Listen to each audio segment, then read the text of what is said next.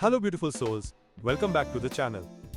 I want to talk to you today about a book that literally changed how I think about human potential and what we're truly capable of.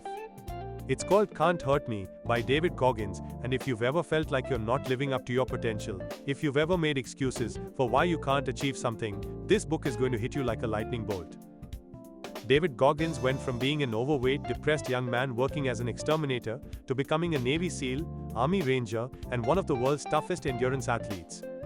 But here's the thing, he didn't do it because he was naturally gifted.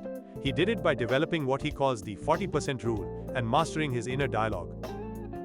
The core foundation of Goggins' philosophy is this: when your mind is telling you you're done, you're really only 40% done.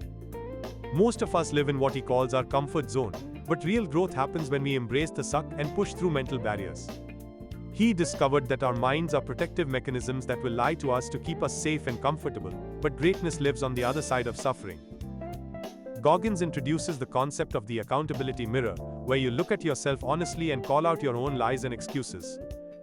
No sugarcoating, no victim mentality, just raw truth about who you are and what you need to change.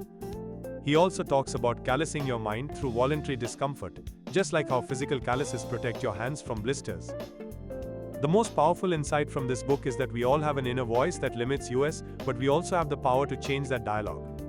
Instead of listening to the voice that says this is too hard or you're not good enough, Goggins teaches us to respond with good and lean into the challenge.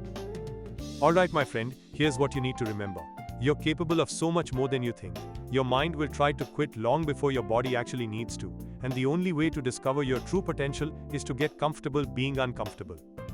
Start small, be honest with yourself in that accountability mirror, and remember that every time you push through when you want to quit, you're building mental toughness that no one can take away from you.